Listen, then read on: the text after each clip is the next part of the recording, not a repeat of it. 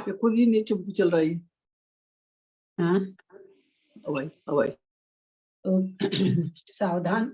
ओकारं बिजलु संयुक्तं नित्यं ध्यायन्ति योगिनः कामदं मोक्षदं चैव ओंकाराय नमो नमः।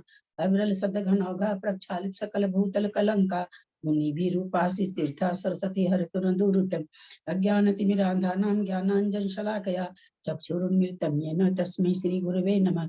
श्री परम गुरुवे नमः। परम्पराचार्य गुरुभ्यो नमः।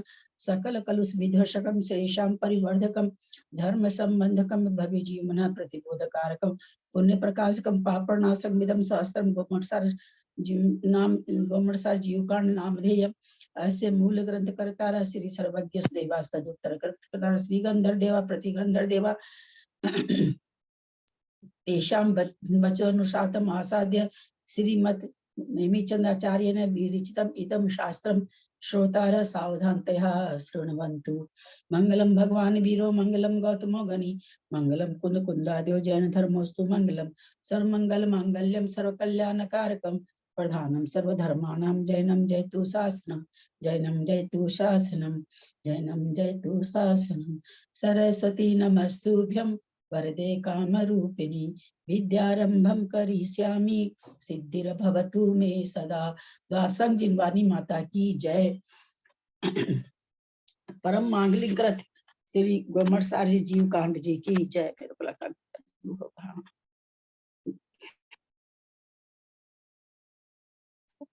ऑफ क्यों नहीं हो रहा, ऑफ क्यों नहीं हो रहा।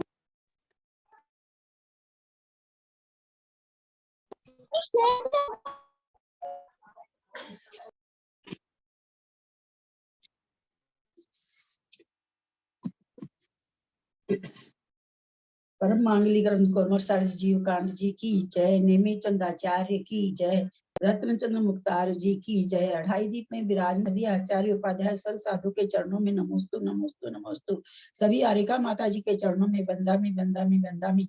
सभी छुल्लक छुल्लिका एलक के चरणों में इच्छामी इच्छामी इच्छामी।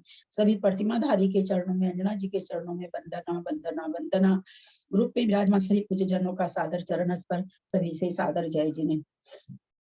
सरस्वती नमस्तुभ्यं वरदे कामरूपिणी विद्यारंभं करिष्यामि सिद्धिर्भवतु मे सदा। ये क्यों चालू हो जा रहा है?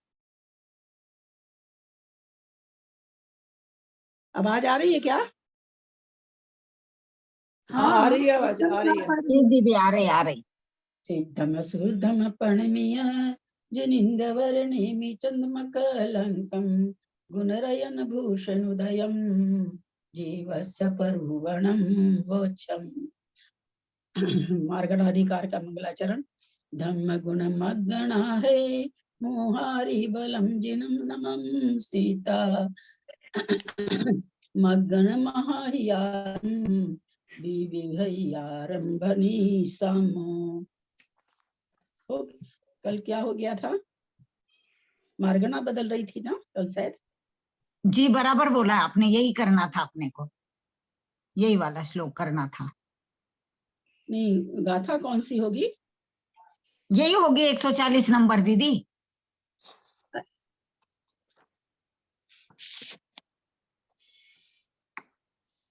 कल संज्ञा परुर प्राणायाम पूरी हो गई थी दीदी, 5वां अधिकार।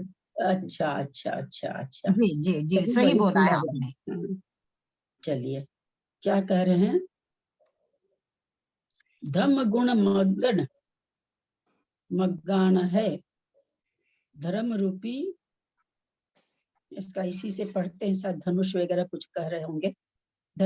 धर्म रूपी धनुष ज्ञान दर्शन संयम आदि गुण रूपी प्रत्यंचा और मार्गन मग्गन मार्गना 14 मार्गना रूपी बाणों से है मोह, मोह रूपी मोहारी मोह रूपी शत्रु बलम, शत्रु को है मारने के लिए है। पीछे में लिखा हुआ है जिनम नमम संता, जिनेन्द्र भगवान को नमस्कार करके मग्गान महाही यारम मार्गना महाअधिकार विविध यारम विविध, मतलब क्या उसको कहते हैं, बहुत सारी रहता ना एक मार्गना में बहुत सारी मार्गना।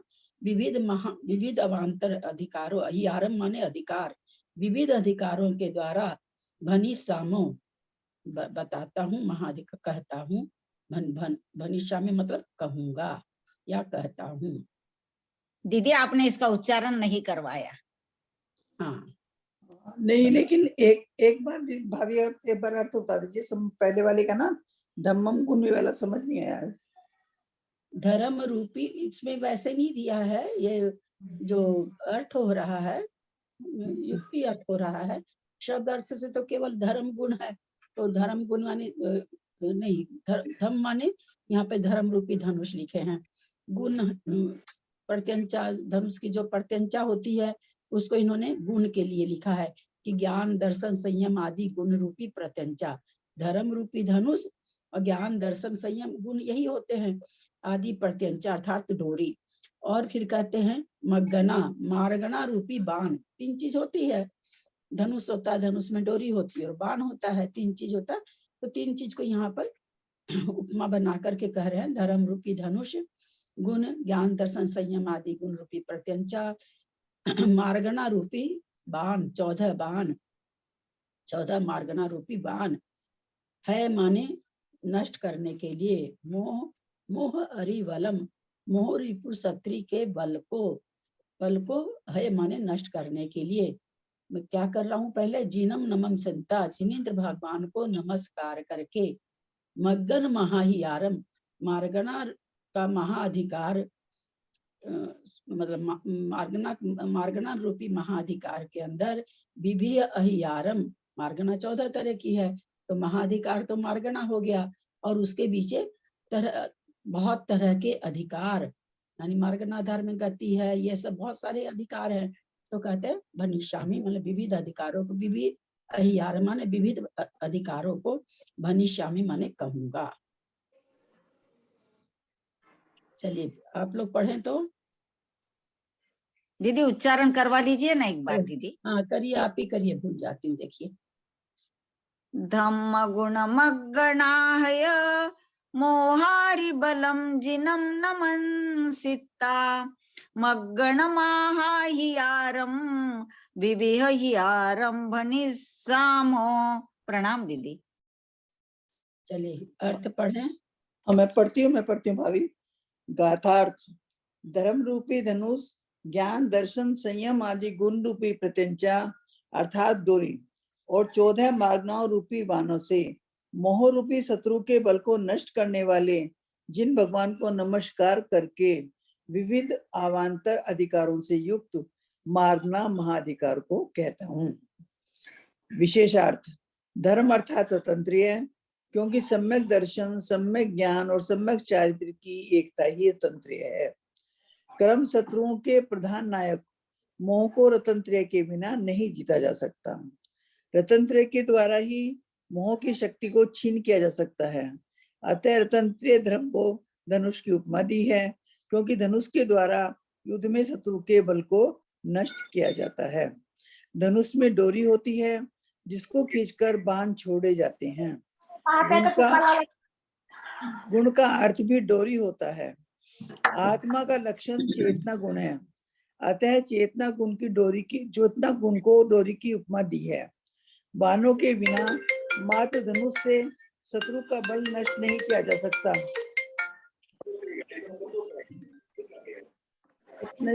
जा सकता, जिनमें जीव तत्व का विशेष कथन है।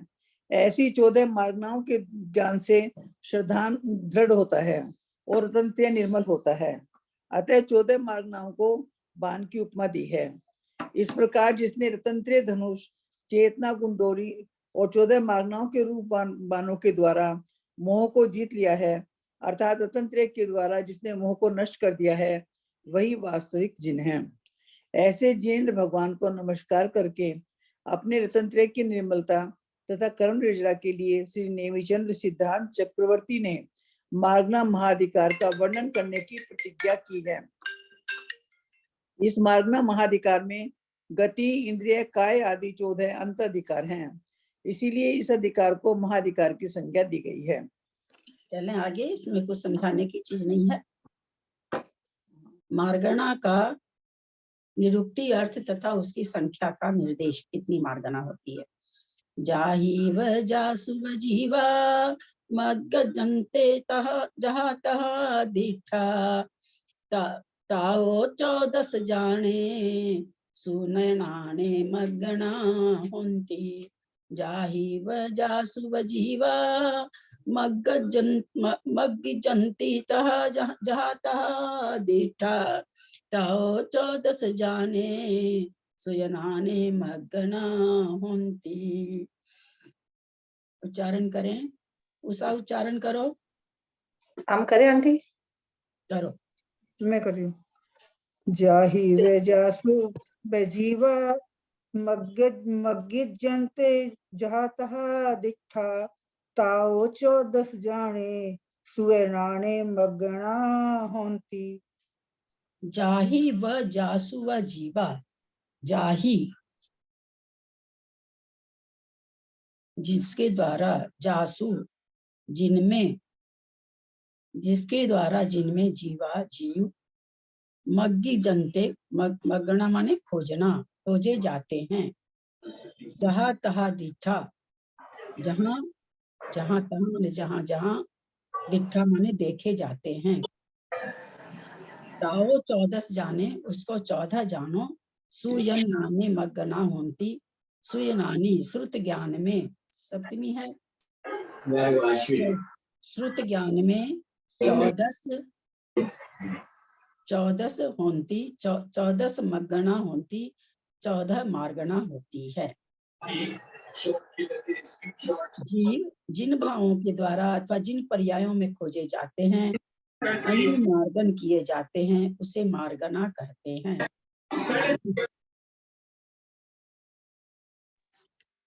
बेबी भाई चांदीवाल कोई है, प्लीज म्यूट कर लेंगे। चांदीवाल जी। जीवों का अन्वेषण करने वाली ऐसी मार्गनाएं श्रुत ज्ञान में 14 कही गई हैं। चलिए विशेषार्थ पढ़ें। श्रुत ज्ञान में जैसे उपदिष्ट हो, उसी प्रकार से जीव जिन भावों के द्वारा अथवा जिन पर्यायों में खोजे जाते हैं, अनुमार्गन किए जाते हैं, उन्हें मार्गना कहते हैं।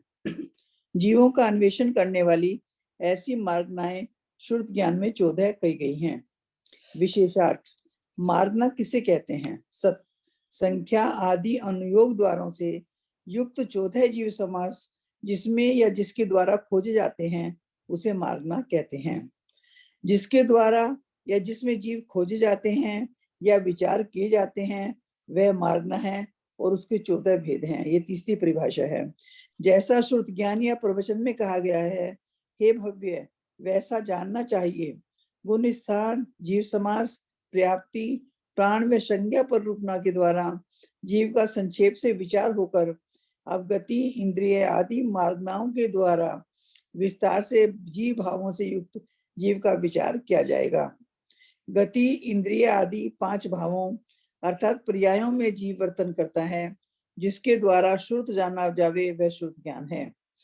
यहाँ श्रुत ज्ञान से अभिप्राय वर्ण, पद, वाक्य, रूप, द्रव्य श्रुत का है। जो गुरु शिष्य प्रशिष्य की परंपरा से अविच्छिन्न प्रभाव रूप से चला आया है, काल दोष से या प्रमाद से यदि शास्त्रकार कहीं स्खलित हो जावे, तो उसको छोड़कर परमागम के अनुसार व्याख्यान के द्वारा अविरुद्ध वस्तु स्वरूप का ग्रहण करना चाहिए। शंका, लोक में अर्थात व्यवहारिक। एक मिनट। हम लोग 14 मार्गना अब हम लोग की शुरू होगी। तो हम लोग वैसे पररूपना तो 20 है, बताई गई थी ना कि पररूपना 20 है। 6 पररूपना को 14 मार्गना के अंदर समाहित कर दी जाती है, और यहाँ धवला जी में 20 पररूपना का वर्णन आया है। नेमिचंद्राचार्य तो 39 पुस्तक को 3 पुस्तक में समाहित किए हैं, जीव कांड, कर्म कांड और लब्धिसार। जो पुस्तकें हैं, 16 पुस्तक जय धवल, 16 पुस्तक धवल और 7 पुस्तक महाबंध की शायद। इस तरह से 39 पुस्तक को 39 पुस्तक को उन्होंने मात्र 3 पुस्तक में 3 महाग्रंथ में समाहित करके हम लोगों के लिए कर दिया। और कुछ छोड़ा भी नहीं है। तो वहां पर 20 पर रूपना है, क्योंकि इनको तो थोड़ा संक्षेप में कहना था, इसलिए 14 पर रूपना, 14 मार्गणा में आ गई, और उसमें 6 पर रूपना गुण स्थान, जीव समास, पर्याप्ति, प्राण, संज्ञा और उपयोग आएगा एक। तो इस तरह से ये 6 में से 5 तो इन्होंने पहले बता दिया है। अब उपयोग कहाँ पर बताएंगे, देखे इसमें जाके ज्ञान उपयोग में बताएंगे क्या। तो 20 पर रूपना में से 5 हम लोग पढ़ चुके हैं, और अब मार्गणा चालू हो रही है, तो गति मार्गणा का सबसे पहले होगा। तो यहाँ पर ये कह रहे हैं कि भाई काल दोष से, प्रमाद से, अगर कोई शास्त्रकार के द्वारा कहीं कुछ कोई शब्द लग रहा है कि नहीं फिट नहीं बैठ रहा है, लग रहा है कि किसी चीज में दोष लग रहा है, तो इन्होंने पहले ही इतने बड़े आचार्य होकर के और क्या कह रहे हैं कि वस्तु स्वरूप को आप ग्रहण कीजिएगा। मार्गणा शुरू करने के पहले देखिए उन्होंने क्षमा प्रार्थना कर ली है। ये कितनी बड़ी बात है, ये अभी तो शुरू भी नहीं किए हैं और उससे पहले ही सबसे क्षमा मांग ली है। श्रुत ज्ञान से तो मांगे ही मांगे हैं। तो आचार्यों का, बड़े लोग की बड़ी बहुत ऊंची ऊंची बात होती है, बहुत ऊंचे उनके विचार होते हैं, जो कि हम लोग तो उसके सामने टिकते ही नहीं हैं। तो ऐसा यहाँ पर कहा गया है। अब आगे चलें। शंका। दीदी प्रणाम दीदी। धौला, जय धौला और महाधौला, ये 3 पुस्तकें हैं ना, इसके बारे में थोड़ा सा। शायद महाबंध, हमको फिर से देखना पड़ेगा विजया जी, याद नहीं रहता। जी जी जी महाबंध के साथ 7 पुस्तक है, ऐसा कुछ हो सकता है, मैं गलत हूँ, देखना पड़ेगा मुझे। जी जी, एक बार थोड़ा इसके बारे में बता ही देना, मुझे बहुत दिन से जानना था। ये जो बताए 39 थे आप लोगों को हम, इसका कई बार आई है चर्चा अपने जब जब ग्रंथों को चालू करते तब, लेकिन फिर भी हम भी भूल जाते हैं, इसलिए प्रॉपर तो देखने के बाद बोलेंगे तो ज्यादा। हाँ, एक आधी बार अच्छे से बोलना दीदी। जी प्रणाम दीदी। चलिए शंका से पढ़िए। लोक में अर्थात व्यवहारिक पदार्थों का विचार करते समय भी 4 प्रकार से अन्वेषण देखा जाता है। ये 4 प्रकार ये हैं: मृगयता, मृग्य, मार्गना और मार्गणोपाय। किंतु यहाँ लोकोत्तर पदार्थ के विचार में वे चारों प्रकार नहीं पाए जाते, इसीलिए मार्गना का कथन करना नहीं बन सकता है। समाधान: यह कोई दोष नहीं है, क्योंकि इस प्रकरण में भी वे चारों प्रकार पाए जाते हैं। ये इस प्रकार हैं: जीवादि पदार्थों का शोधन करने वाला भव्य पुंडरिक मृगयता है, अर्थात लोकोत्तर पदार्थ का अन्वेषण करने वाला है। 14 गुण हो गया मृग्यता। मृग्यता मृगता है, अर्थात लोकोत्तर पदार्थ का अन्वेषण करने वाला है। 14 गुण स्थानों से युक्त जीव मृग्य अर्थात अन्वेषण करने योग्य है। जो कर्ण हो गया, ये करण हो गया, कर्ता ऊपर वाला हो गया, ये कर। किसी चीज को भी करने के लिए हमको, जैसे लिखने के लिए कलम चाहिए है ना, तो वैसे ही इनको खोजने के लिए 14 गुण स्थान रूपी कलम चाहिए। तो वो हो गया करण, है ना, किसके द्वारा, तो 14 गुण स्थान के द्वारा। तो मृग्य हो गया करण, मृग्यता हो गया कर्ता। चलिए। जो मृग्य अर्थात 14 गुण स्थान विशिष्ट जीव के आधारभूत हैं, अथवा अन्वेषण करने वाले भव्य जीव को अन्वेषण करने में अत्यंत सहायक कारण है, ऐसी गति अधिक मार्गना है। तो शिष्य करण जो हमने लिया, तो करण के द्वारा हम उसका सहायता करने वाला कोई और चाहिए ना, तो कह रहे मार्गना उसकी सहायता करने वाली है, कि मृग की सहायता करने वाली मार्गना है। ऐसे गति अधिक मार्गना है। शिष्य और उपाध्याय अधिक मार्गना के उपाय हैं। अब मार्गना को हम कैसे जाने, तो कहते हैं उपाध्याय है, शिष्य है, इनकी ये मार्गना के उपाय हैं, इनके द्वारा जानते हैं। 14 मार्गनाओं के नाम निर्देश। गाथा तो बहुत लोगों को याद होगी। गई दिए सुकाए, जोए होता है वैसे तो प्राकृत में, जोए वेदे कसाय नाणेय, संयम संजम दंसन लेसा, भविया सम्मत सन्नि आहारे। गई दिए सुकाए, जोए वे कसाय नाणेय, संजम दंसन लेशा, भविया सम्मत सन्नि आहारे। कथा का उच्चारण करें। गई हिंदी सुकाए जो ये वेदे कसायणाणेय संजम दंसन लेसा संभविया सम्मत सन्नी आहारे। सन्नी हारे होगा ना? आहारे।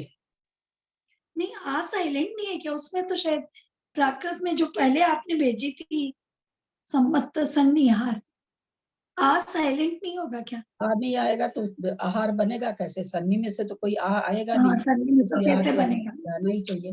हाँ, व्याकरण के हिसाब से तो रहना चाहिए। अब पहले मैं क्या भेजी थी हाँ, मुझे याद हाँ। नहीं है। गई इंद्रियेषु काये, गई माने गति, इंद्रियेषु माने इंद्रियों में, गति में खोजना, इंद्रिय मुख्य खोजना, सप्तमी का बहुवचन है खोजना। काये, काय में खोजना, जोए योग में खोजना, वेदे वेद में खोजना। क्या चाहिए? एक कॉपी नहीं मिल रही है। यहाँ कुछ नहीं है, मैं देख काम कर लेते हैं। एक सेकंड ही रखती। कषाय माने कसाय में, नाने माने ज्ञान में, संजम माने संयम में, दंसन माने दर्शन में, लेश्या माने लेश्या में, भव्या माने भव्यत्व में, सम्मत माने सम्यक दर्शन में, सन्नी माने संगी में, आहारे माने आहार में। 14 मार्गना हुई। गति, इंद्रिय, काय, योग, वेद, कषाय, ज्ञान, संयम, दर्शन, लेश्या, भव्यत्व, सम्यक, संज्ञा और आहार। ये 14 मार्गनाएं हैं। यानी किसी एक जीव को ले लीजिए आप, आपके घर में एक गाय बंधी हुई है, वो किस गति की है, उसको कितनी इंद्रियां है, उसका जो शरीर है वो गाय कितनी तरह की होती है मुख्य रूप से? वैसे तो 3 तरह की होती है, वैसे 5 होती है। हाँ, 3 ही काय में खोजा जाएगा, क्योंकि कार्बन और तेजस तो हमेशा ही पाए जाते हैं। योग कितने होते हैं? 3 ही होते हैं, मनवचन का है। अरे भैया 3 योग कैसे होते हैं? तो सारे विग्रह गति के जीव चले गए, खत्म हो गए, सारे मिश्र काय के योग जीव खत्म हो गए। 15 होते हैं योग। 15 योग होते हैं। वेद 3 होते हैं, सबको बढ़िया से मालूम है। कसाय 25 होती मालूम है, ज्ञान 5 होते मालूम है, संयम कितने होते हैं? मार्गना के हिसाब से संयम कितने होते हैं? 5 होते हैं ना? हाँ, 7 होते। कौन कौन से होते हैं 7? संयम, असंयम, संयमा, संयम सभी तो आएंगे ना इसमें। तो और फिर जो संयम सामायिक, छेदोपस्थापना, परिहार, स्तुति, समता, यथाख्यात, असंयम और संयमासंयम। असंयम और संयम तो ढंग से बोलेंगे ना आप लोग, ऐसे बोला जाएगा, ऐसे बोलेंगे आप लोग। हाँ, असंयम, संयमा संयम, सामायिक, छेदोपस्थापना, परिहार विशुद्धि, सूक्ष्म संप्राय, यथाख्यात, ऐसे बोलते हैं क्या? इतने बड़े शास्त्री जी के शब्दों को ये अवमानना पूर्वक नहीं बोलना चाहिए, बहुत धैर्य से, और जिसके बाद जो है उसको बोलना चाहिए। आप तो यथाख्यात प्राप्त करा करके छपक मुनिराज को वापस असंयमी बना रहे हैं। नहीं, कभी भी नहीं, है ना। कोशिश करा करिए बहुत भाव से बोलने का, बहुत ही अंदर में पहले भाव की उत्पत्ति करिए कि हम किसका नाम लेने जा रहे हैं, जिसके बिना मुक्ति संभव नहीं है। भाव पूर्वक बोलिए, ठहर ठहर के बोलिए। हमको कोई टाइट हमारी थोड़ी टूट रही है। दर्शन कितने होते हैं? 4, चक्षु दर्शन, अचक्षु दर्शन, अवधि दर्शन और केवल दर्शन। बस, अच्छा, लेश्या सब जानते हैं। भव्य कितने प्रकार का होता है? 2, भव्य और अभव्य। सम्यक तो कितने प्रकार का होगा? सम्यक तो मार्गना में जब खोजने जाएंगे जीवों को तो कहाँ कहाँ खोजेंगे? हे सम्यक्त्व। कौन कौन से में सबसे पहले कहाँ खोजेंगे? सासादन, सम्यक मिथ्यात्व, औपसमिक, सायिक, सायपसमिक।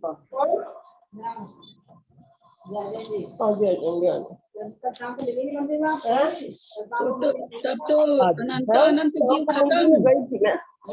1:30 में 6:30 बजे चली गई। 6:30 बजे मुझसे चली गई। लिया था, मेरे तो गर्मी हो गई। गर्मी हो गई सर? हाँ, मेरे जलन लग गई था। अच्छा, उर्मिला जी बंद करिए, भाभी उर्मिला भाभी बंद करिए, तो मुझे लगा अपना बंद करिए भाभी।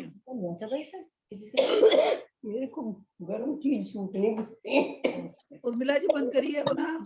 वो भी नहीं सूट करा। हाँ, ऐसे लोग मैं तो कह रहा हूँ सुबह खांसी होता है ना, मंदिर जाने से पहले भी, सुबह चाय पीने से पहले भी डाल लूंगा मैं पानी बंद करते हैं। मैंने छोड़ दिया। अलग है पर भी वो सब घंटी भी खोल रखी है।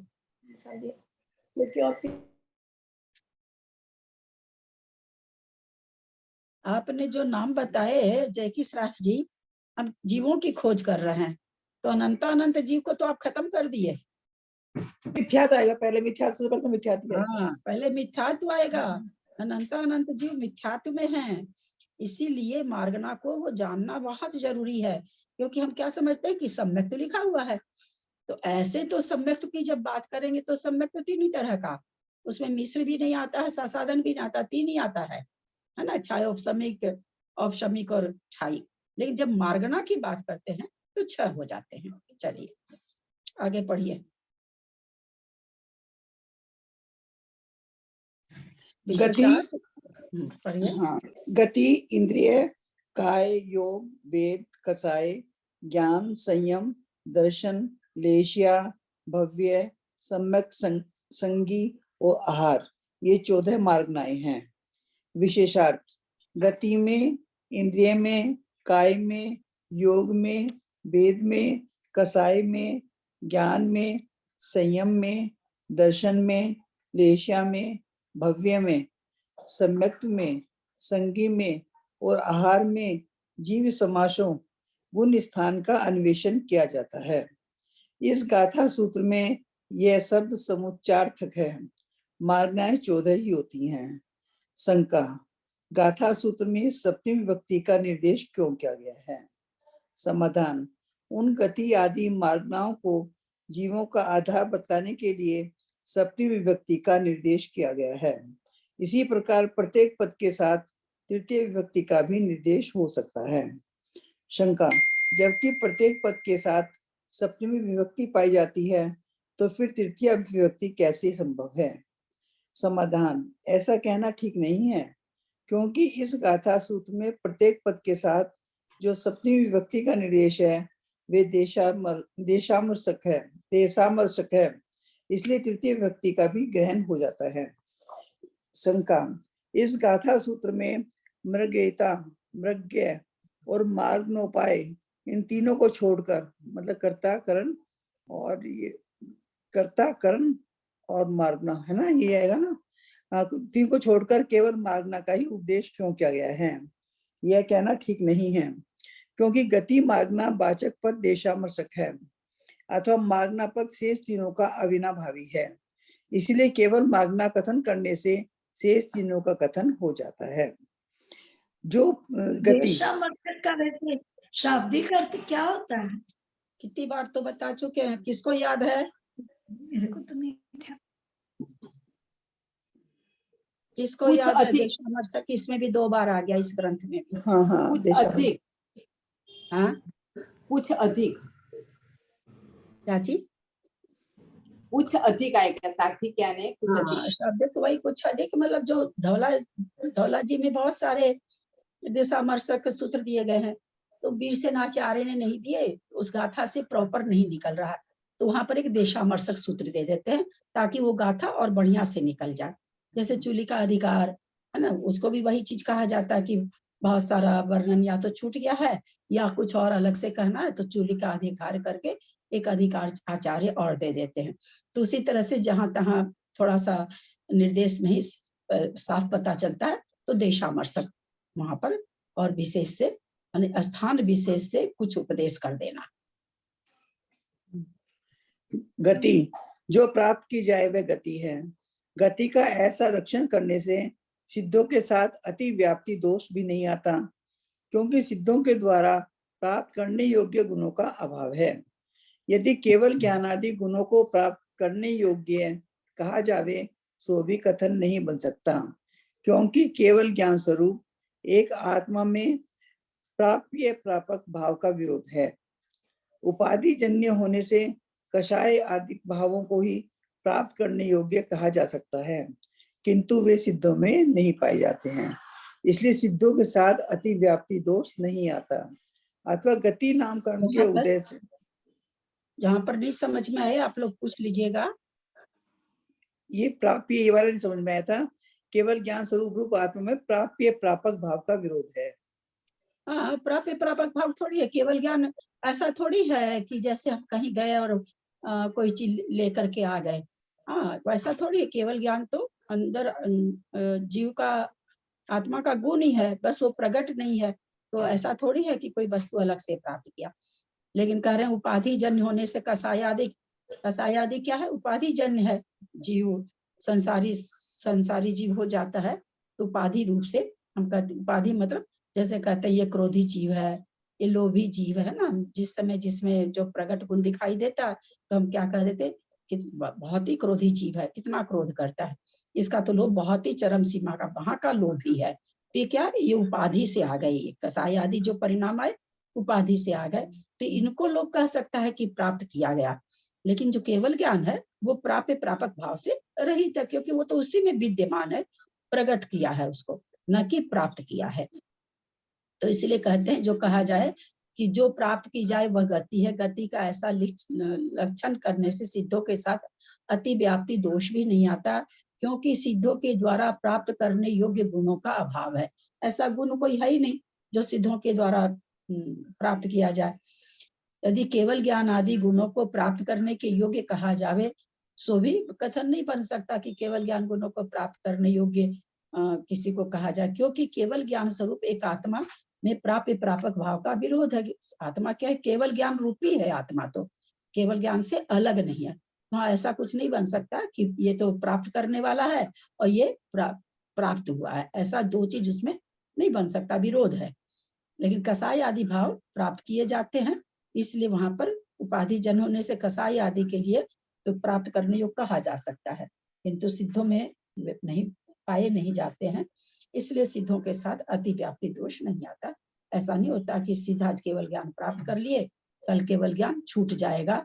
जैसे क्रोध, हम क्रोध कर लिए, उपाधि जन्य है, ठंडे हो गए, क्रोध खत्म हो गया, अब हम क्रोधी नहीं कहला रहे हैं, क्योंकि एक उपाधि आई थी क्रोधी की, क्रोध करने से शांत हो गए, क्रोध चला गया। वैसा केवल ज्ञान नहीं है। वह आत्मा से कथनचित भिन्न है, अतः उसकी प्राप्ति अविद्युत है। अथवा एक भव से दूसरे भव में जाने को गति कहते हैं। कहा वापस क्यों ले लिए? कहा ये तो नहीं हमारे इसमें है, तो है गति में है ये ना इसमें मैंने पढ़ा ना अभी इसकी मेरे तो इसमें नहीं दे रखा है। आपके में नहीं है, मेरे में तो है। अथवा हाँ, अथवा गति नाम के उदय से आत्मा में जो पर्याय उत्पन्न होती है वह गति है। यह आत्मा से कथनचित भिन्न है, अतः उसकी प्राप्ति अविरुद्ध है। अथवा एक भव से दूसरे भव में जाने को गति कहते हैं। मेरे में है ये। इंद्रिय जो प्रत्यक्ष में व्यापार करती हैं उन्हें इंद्रिया कहते हैं। अक्ष इंद्रियों को कहते हैं, और जो अक्ष के प्रति विद्यमान रहता है उसको प्रत्यक्ष कहते हैं।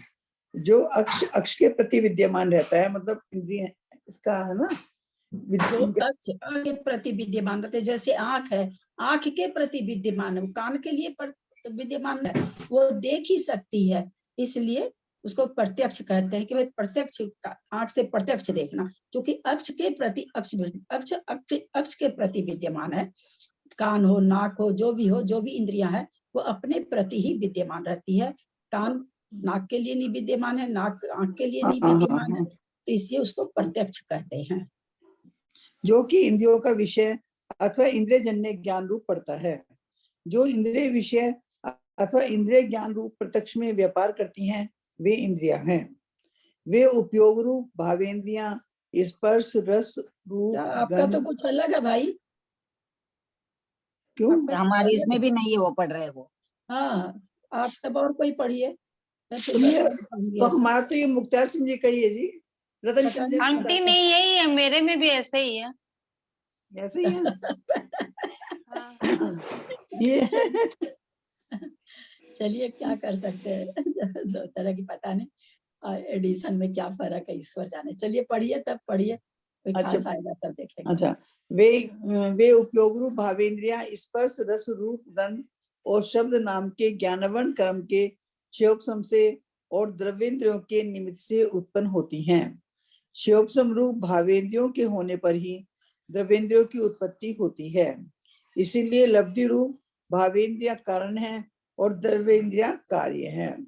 इसीलिए क्या द्रव्य मतलब हुआ? जैसे हम कोई जीव मर रहा है ना, पहले भाव को त्याग रहा है, अब वो पंचेंद्री बनने वाला है, लब्धि रूप से उसको पहले हो गई है। पहला समुत्पाद योग के समय में ही वह पंचेंद्रिय कहला रहा है। लब्धि रूप से पहले उसको, ऐसा नहीं कि उसकी इंद्रियां बन जाती है तब उसको कहते हैं भाई ये तो पंचेंद्रिय जीव है, कहते हैं ऐसा नहीं, लब्धि रूप से तो पहले ही हो जाती। उपयोग जिस समय उपपाद हुआ उसी समय क्या कहलाया?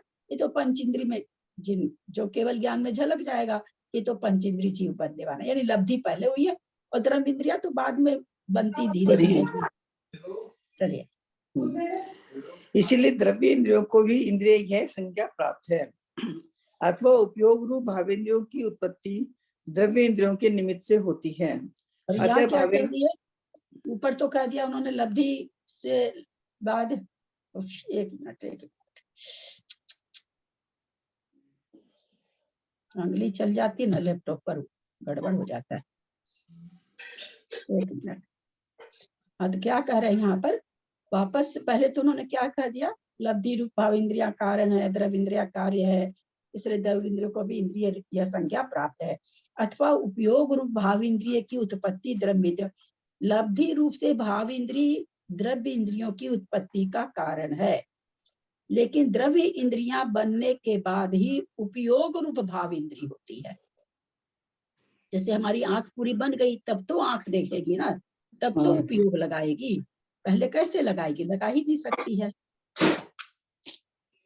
चलिए, अतः भावेंद्रिया कार्य हैं और द्रव्य इंद्रिया कारण हैं।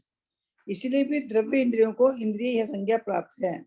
यह कोई अदृष्ट कल्पना नहीं है, क्योंकि कार्यगत धर्म के कारण मैं और कारणगत धर्म के कार्य में उपचार जगत में प्रसिद्ध रूप से पाया जाता है।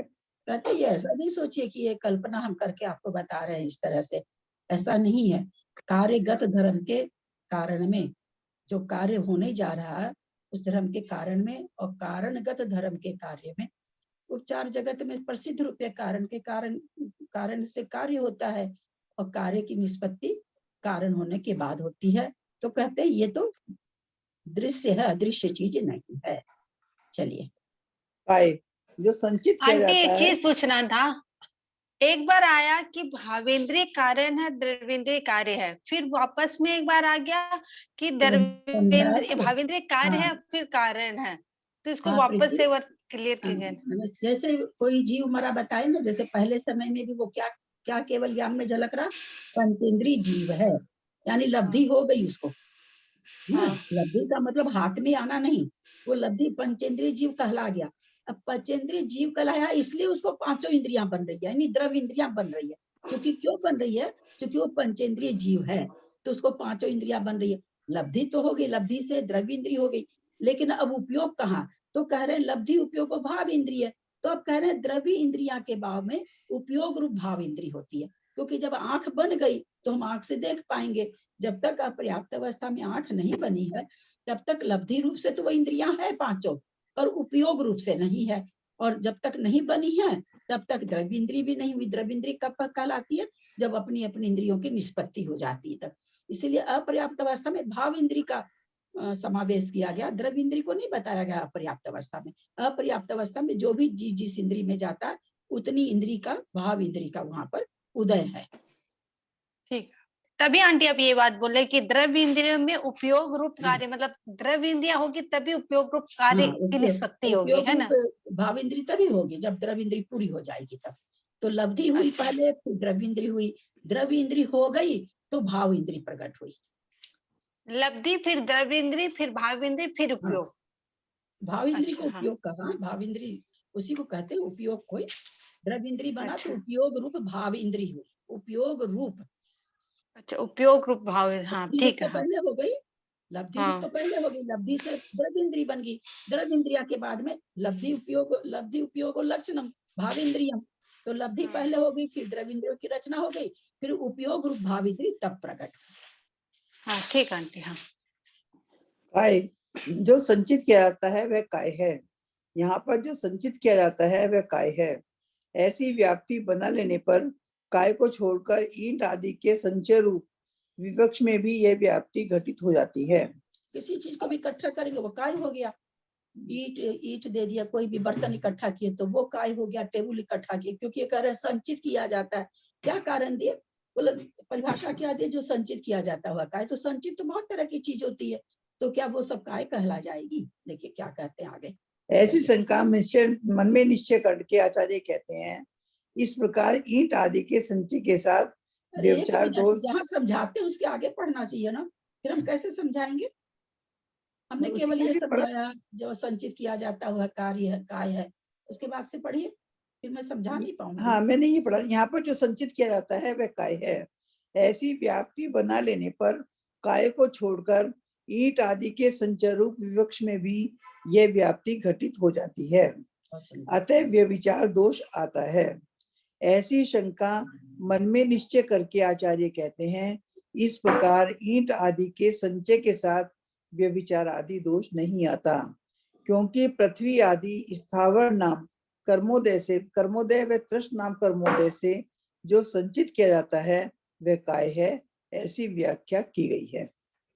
तो कह रहे हैं क्या कि क्या व्याख्या क्या है वास्तव में, स्थावर नाम कर्मोदय से, त्रस नाम कर्मोदय से जो संचित किया जाता है वह काय है। जो संचित किया जाता है वह काय कहने से तो दोष कितने प्रकार का होता है। चलिए आप लोग को बहुत सारी चीज पढ़ा देते हैं। 3 प्रकार का दीदी, 3 प्रकार का। कौन कौन सा? अतिव्याप्ति, अव्याप्ति और असंभव। असंभव दोष किसे कहते हैं? जो संभव ही नहीं होगा, वैसा हो ही नहीं सकता। वो तो सबको ही समझ लिए मेरी बहना, शब्दार्थ सबको समझ में आ गया। वास्तव में तो उदाहरण देना। जैसे गधे के सिंग नहीं हो हाँ, सकता है तो ये हाँ, अव्याप्ति गधे के सिंग असंभव वाला, दोष जी, हो गया। हाँ? ये आकाश में फूल बोलते हैं तो वो असंभव के आकाश में फूल हो ही नहीं सकता है, या गधे के सिंग। आकाश में फूल वो तो एक लक्षण के हिसाब से, जैसे ये गधे के सिंग आत्मा मूर्तिक है ना, हाँ। वो भी संचित घट जाता है नए के हिसाब से। वो ज्ञान दर्शन गुण पुद्गल में पाया जाता है। असंभव बात है ये, असंभव दोष। अगर हम ऐसा कर रहे हैं तो असंभव दोष हो गया। अव्याप्ति दोष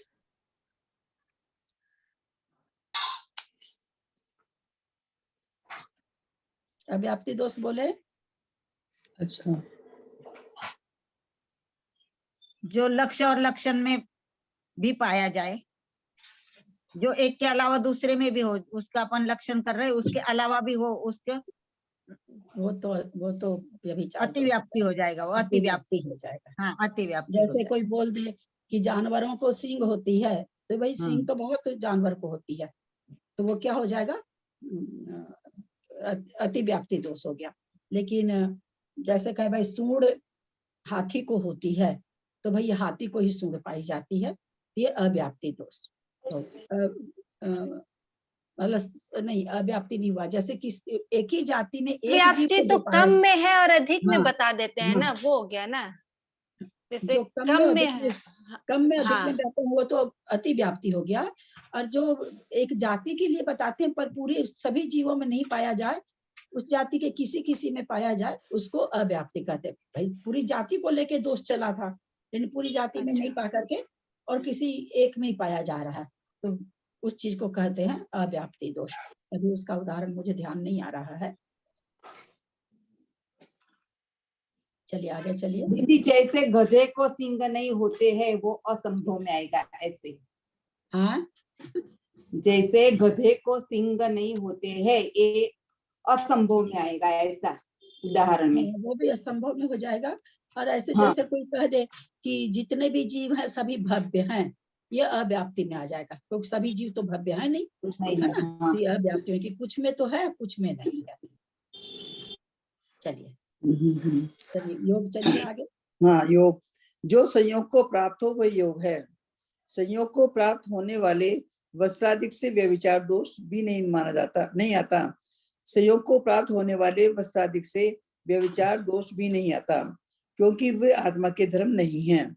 कसायों के साथ भी व्यभिचार दोष नहीं आता, क्योंकि कसाय कर्मों को ग्रहण करने के कारण नहीं है, अथवा प्रदेश परिस्पंदन रूप आत्मा की प्रवृत्ति से कर्मों के ग्रहण करने में कारणभूत वीर्य की उत्पत्ति को योग कहते हैं, अथवा आत्मा के प्रदेशों के संकोच और विस्तार रूप होने को योग कहते हैं।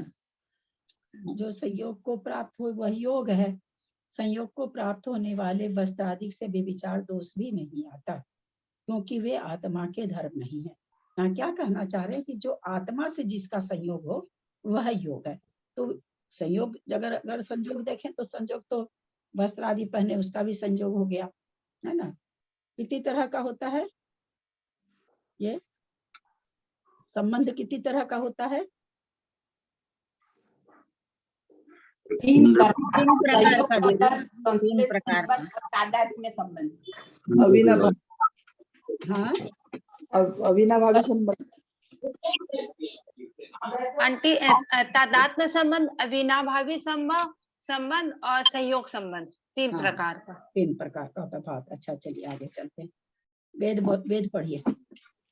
जो वेदा जाए अथवा अनुभव किया जाए वह वेद है। शंका, दीदी प्रणाम, 1 मिनट। तादात्म्य संबंध और अविनाभावी एक नहीं होगा? हाँ, एक ही है दीदी, एक ही है। हाँ, मुझे ऐसा लग रहा है दीदी। तादात्म्य संबंध, संयोग संबंध, संश्लेष संबंध है, दूध पानी की तरह संश्लेष, संयोग और तादात्म्य। कौन सा? एक तो संश्लेष संबंध जो दूध पानी की तरह होता है, संश्लेष, जैसा अपना हाँ, और कर्मों का। संश्लेष संबंध और तादात्म्य संयोग संबंध, संबंध। जैसे चश्मा संयोग। और हमारा संबंध है। संश्लेष हाँ। संबंध कर्म का और जीव का संबंध है, जो किसी उपयोग के द्वारा दूर किया जाए उसको संश्लेष जी। संबंध कहते हैं। जो चश्मा लिया ऐसे रख दिया वो संयोग संबंध है। तादात्म्य संबंध जिसको अलग नहीं किया जाए, जैसे आत्मा का ज्ञान दर्शन। जी। प्रणाम दीदी, प्रणाम। आगे शंका, चलिए। हाँ, वेद का इस प्रकार का लक्षण करके सबको म्यूट कर लें। वेद का इस प्रकार लक्षण करके 8 कर्मों के उदय को भी वेद संज्ञा प्राप्त हो जाएगी, क्योंकि वेदन की सबको अपेक्षा वेदा जाता है ना, सारे कर्म का तो वेदन किया जा रहा था, तो सारे कर्म वेदनीय हो गए, वेद हो गए मतलब। चलिए, क्योंकि वेदन की अपेक्षा वेद और 8 कर्म दोनों ही समान हैं। जिस प्रकार वेद वेदन रूप है, उसी प्रकार ज्ञाना वर्णादि 8 कर्मों का उदय भी वेदन रूप है। ये शंका करी गई। समाधान, ऐसा नहीं समझना चाहिए, क्योंकि सामान्य रूप से की गई कोई भी पर रूपना अपने विशेषों में पाई जाती है, इसलिए विशेष का ज्ञान हो जाता है। अथवा रोढ़िक शब्द की व्युत्पत्ति रूढ़ी अधीन होती है। म्यूट कर लें प्लीज, म्यूट कर लें। अतः वेद शब्द राजमती जैन कोलकाता, प्लीज म्यूट कर लेंगे राजमती जी। अतः वेद शब्द पुरुष वेदादि में रूढ़ होने के कारण वेद यतते, अर्थात जो वेदा जाए, इस व्युत्पत्ति से वेद का ही ग्रहण होता है, ज्ञाना वर्ण आदि 8 कर्मों के उदय का नहीं। अथवा आत्म प्रवृत्ति में मैथुन रूप समूह को उत्पन्न करने वाला वेद है। तो रूढ़ी अर्थ में वेद पुरुष आदि वेद को ही कहा जाता है। कुछ अर्थ कहते हैं रौढ़िक शब्द की व्युत्पत्ति रूढ़ी के अधीन होती है, इसलिए यहाँ पर इसका रौढ़िक अर्थ वेद माने वेद ही है, इसको और कहीं 8 कर्मों में नहीं लगाना चाहिए। कषाय, सुख दुख रूपी नाना प्रकार के धान्य को उत्पन्न करने वाले कर्म रूपी क्षेत्र का जो कृषण करती है, अर्थात फल उत्पन्न करने की योग्य करती है, वह कषाय है। यानी हल चला करके खेत को किसान क्या करता है, बीज बोने के पहले हल चला करके एकदम उसकी मिट्टी को हल्की कर देता है, तब है ना, फिर उसमें बीज डालता है। तो उसी तरह से क्या कर रही है कषाय भी, अपने एकदम खूब कषाय करके हम उसको कर्म आने लायक एकदम अपने को तैयार कर लेते हैं और उससे फल की उत्पन्न करने के योग्य आ जाती है, कर्मों का फल उसमें आ जाता है। शंका, यहाँ पर कषाय शब्द की कशन तिथि कषाया वो लिख जाएगा कल।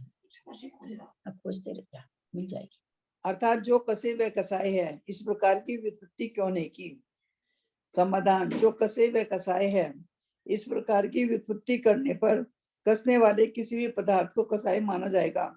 अतः कसाई के स्वरूप को समझने में संशय उत्पन्न हो सकता है। इसलिए जो कसे व कसाए है, इस प्रकार की व्युत्पत्ति नहीं की गई तथा इस व्युत्पत्ति से कसाई के समझने में कठिनता आ जाएगी। इस भीति से जो भी कसे व कसाई है, कसाई की इस प्रकार की व्युत्पत्ति नहीं की गई है। ज्ञान, सत्यार्थ का प्रकाश करने वाला सुज्ञान है। शंका, मिथ्या दृष्टि का ज्ञान भूतार्थ का प्रकाशक कैसे हो सकता है? समाधान, ऐसा नहीं है, क्योंकि सम्यक दृष्टि और मिथ्या दृष्टियों के प्रकाश में समानता पाई जाती है। शंका, आंटी 1 मिनट, कसाय के लिए बताइए, ये इसमें जो हम लोग बचपन से पढ़ते आए कसाय का डिवीजन, जो आत्मा को कसे वो कसाई कहलाती है। अब यहाँ पे ये व्युत्पत्ति अर्थ नहीं बता रहा, तो फिर उसको एक्चुअल में जो आत्मा को नहीं समझ में आया वो चीज। आत्मा लगाने से तो ठीक बैठ जा रहा, लेकिन यहाँ पर खाली अगर कहेंगे कसंती कसाय, जो कश्ती है वो कसाय है, तो कश्ती तो रस्सी भी है, कश्ती तो कोई चीज से तुम बांधो वो भी कश्ती है, बाहों में भी हम किसी को कस लेते हैं, तो बहुत तरह से कसाता है। अगर यहाँ पर यह कहा जाता ना कि आत्मा को जो कसे वो कसाय है, तब तो फिर भी चल जाता, लेकिन जो कसे वह कसाय है, ऐसे कहने से तो बहुत तरह की चीज है जो कसती है, तो यहाँ पर कह रहे हैं कि वो व्युत्पत्ति अर्थ ये वास्तव में देखा जाए कि जो कसे वह कसाय है। छोटे से छोटे बच्चों को हम लोग समझाते हैं, जैसे जैसे बड़े होते हैं वैसे वैसे परिभाषाएं पंचपरमेष्ठी तक की जाती है ना, वही चीज यहाँ पर कहना चाह रहे हैं। दीदी इसमें अगर ऐसा बोलते अपन जो कसे वो कसाय, तो अतिव्याप्ति दोष लगेगा ना दीदी? हाँ, जो चीज कसेगी सब आ जाएगी इसमें। जी दीदी। तो यदि दोनों के प्रकाश में शंका, तो दोनों के प्रकाश में समानता है, तो फिर मिथ्या दृष्टि जीव अज्ञानी कैसे हो सकते हैं? समाधान, ये शंका ठीक नहीं है, क्योंकि मिथ्यात्व कर्मोदय से वस्तु के प्रतिभाषित होने पर भी संशय, विपर्य और अध्यवसाय की निवृत्ति नहीं होने से मिथ्या दृष्टियों को अज्ञानी कहा गया है। शंका, चीज तो वैसे ही दिख रही है उसको, जैसी चीज है वैसे ही दिख रही, जैसे कोई आदमी स्वर्गवास हो गया सामने पड़ा है ना, और जो मिथ्या दृष्टि है वो तो शरीर को ही बांध रहा है उस आदमी को, तो बहुत ज्यादा रो रहा है, और जो ज्ञानी है वो उसमें क्या देख रहा है, भाई ये तो उद्गल शरीर पड़ा, वो तो ज्ञानी जो था वो तो है ही है, तो उसी बॉडी को देख के मिथ्यात्व के उदय से कुछ और परिणाम बन रहे हैं, और सम्यक्त्व के उदय से कुछ और परिणाम बन रहे हैं। तो कह रहे हैं चीज तो उसको भी वही दिखती है, हम ये नहीं कह रहे हैं कि सामने पड़ी वस्तु उसको पीली दिखती है उसको काली दिखती है, ऐसा नहीं है। मिथ्यात्व के कर्म उदय से उस वस्तु का जो प्रतिभास उसको होता है वो संशय, विपर्य, अध्यवसाय लेकर अनध्यवसाय के लेकर के होता है। ये संशय, ऐसा होने पर तो दर्शनोपयोग की अवस्था में ज्ञान का अभाव प्राप्त हो जाएगा। यह कोई दोष नहीं है, क्योंकि दर्शनोपयोग की अवस्था में ज्ञानोपयोग का अभाव इष्ट ही है। दर्शनोपयोग हम लोग को तो पकड़ भी नहीं आता, दर्शनोपयोग जब तक हमको पकड़ में आता तब तक तो ज्ञानोपयोग हो जाता है। तो आप ये बात क्या बोल रहे हैं, हम लोग को कहाँ दर्शनोपयोग है? दर्शनोपयोग तो हम लोग शास्त्र जी से जाने, हम जानने के बाद भी हम कहाँ पकड़ पाते हैं कि हमको दर्शनोपयोग कब हुआ? हम जब पकड़ते उपयोग को तब तक तो ज्ञानोपयोग बहुत पहले ही हो जाता है। तो कहता हम मानते हैं कि दर्शनोपयोग की अवस्था में ज्ञानोपयोग का अभाव इष्ट है, जिस समय दर्शनोपयोग है उस समय दर्शन उपयोग है। यदि ऐसा मान लिया जाए तो इस रतन का कालानुयोग में आए हुए एक जीवम पड़ुच अनादियो अपज वशिदो इत्यादि सूत्र के साथ विरोध क्यों नहीं प्राप्त होगा? अर्थात एक जीव की अपेक्षा मत्य ज्ञान व सुप्त ज्ञान का काल अनादि अनंत है, इस सूत्र से विरोध क्यों नहीं आएगा? एक जीव पड़ुच अनादियो अपज वशियो, एक जीव को अनादियो अनादि काल से मत्य ज्ञान और श्रुत ज्ञान, पड़ुच माने प्रकृति है उसका, यानी अनादि अनंत है। शंका, मिथ्या ज्ञान सत्यार्थ का प्रकाशक कैसे हो सकता है? समाधान, ऐसी शंका ठीक नहीं है, क्योंकि चंद्रमा में पाए जाने वाले द्वित्व का दूसरे पदार्थों में सत्व पाया जाता है, इसलिए उस ज्ञान में भूतार्थता बन जाती है। द्वित्व माने हाँ, क्योंकि द्वित्व चंद्रमा माने में तो दूसरा होता है, लेकिन ये किस परिप्रेक्ष्य में कह रहे हैं, देखिए आगे पढ़े क्या कहते हैं। अच्छा, द्वित्व अथवा मतलब जो चरखा चलाते हुए नहीं दिखता है क्या? अच्छा अच्छा, हाँ, वो चंद्रमा कहते में हैं पाए उसमें जाने वाले चांद द्वित्व दिखाई का देता है। चंद्रमा चरखा चलाते हुए दिख रहा, वो चरखा चलाते हुए दूसरी जगह भी तो हम देख पा रहे हैं किसी को, तो कह रहे हैं कि द्वित्व का दूसरे पदार्थों में भी सत्व पाया जाता है। माने वो जो चरखा चलाती हुई औरत दिख रही है वो तो दूसरे पदार्थ, वैसा चरखा और औरत सब देखते हैं उस तरह का, तो दूसरी जगह भी उसका सत्व पाया जा रहा है। अथवा सद्भाव का निश्चय करने वाला ज्ञान है, इससे संशय वरीय और अंधविषय अवस्था में ज्ञान का अभाव प्रतिपादित हो जाता है, इसलिए सुनने की विवक्षा से तत्वार्थ का उपलब्ध करने वाला ज्ञान है। इससे यह सिद्ध हो गया कि मिथ्या दृष्टि ज्ञान नहीं है, जिसके द्वारा द्रव्य गुण प्रेम को जानते हैं वो पाप है। सद्भाव का निश्चय करने वाला ज्ञान है, सद्भाव माने सत्य भाव, इससे संशय विपर्य अन्य अध्यवसायावस्था में ज्ञान का भाव प्रतिपादित हो जाता है। तो बोले जब हम ये कहते हैं कि सत्य को ही जो सद्भाव को ही जो निश्चय करे, जो वस्तु जैसी है वस्तु स्वरूप का ही जो ज्ञान होता है वही निश्चय से ज्ञान है। जब हम ऐसा प्रतिपादन करता है तो ये तीनों चीज का क्या हो जाता है, अभाव प्रतिपादित हो जाता है, क्योंकि शुद्धने की विवक्षा में तत्वार्थ का उपलम्ब करने वाला ज्ञान है। शुद्धने की अपेक्षा से ज्ञान कौन सा है, जो तत्वार्थ का उपलम्ब करे, माने बताए, उसी को कहे, वही ज्ञान कहा जाता है शुद्धने की विवक्षा में। इससे यह सिद्ध हो गया मिथ्या दृष्टि ज्ञानी नहीं है। इससे ये सिद्ध हो गया क्योंकि मिथ्या दृष्टि सद्भाव का तो प्रतीति करता नहीं है, तो जैसा मन आया वैसी प्रतीति कर लेता है। क्योंकि वो अगर सही प्रतीति भी करे तो भी जैसे उसमें अपने पहले अध्याय में पढ़े गए ना भाई, कि जैसे शराब पीने वाला माँ को माँ बोला, तब भी वो उस समय ऐसा नहीं कहेंगे कि वो उसको नशा नहीं है, उसको तो अब नशा उतर गया, बस वो तो बोल रहा है, माँ भी बोल रहा, भाभी भी बोल रहा, बहन भी बोल रहा, पत्नी भी, कुछ भी बोल रहा। तो मिथ्या दृष्टि जब सही चीज को सही कहे तो भी वो सही नहीं हो गया, वो मिथ्या दृष्टि है, क्योंकि वो ठीक उसी शराबी की तरह है जो कुछ भी बोलता है, यद्वा तद्वा बोलता है, इसलिए मिथ्या दृष्टि ज्ञानी नहीं है।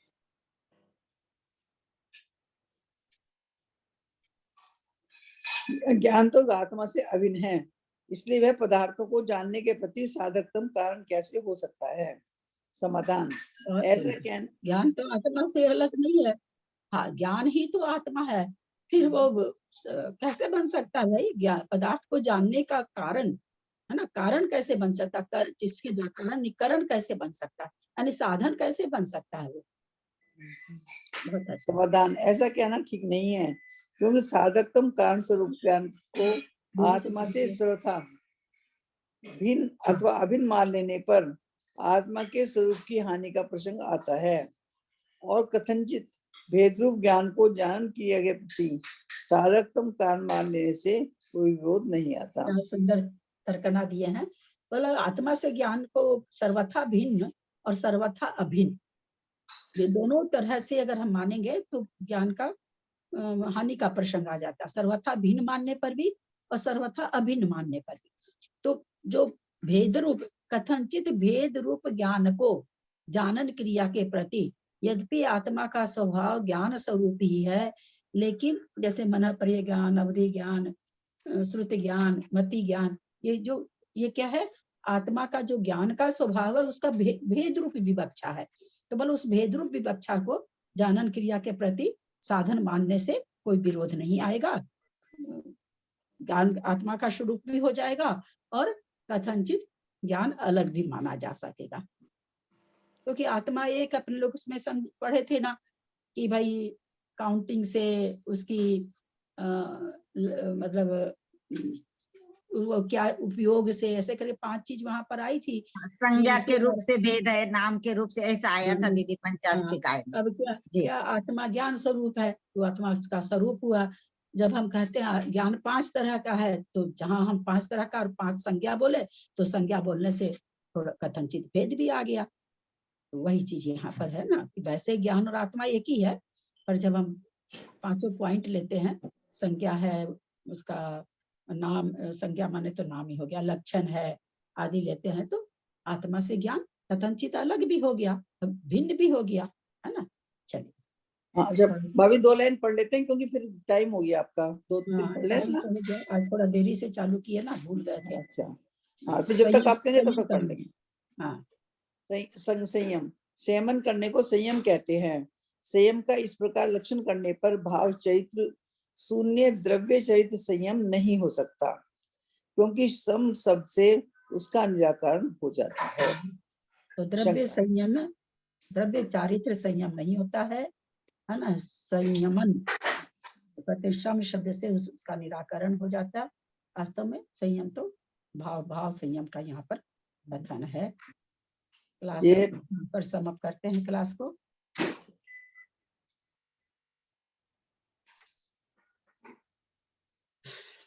एक लाइन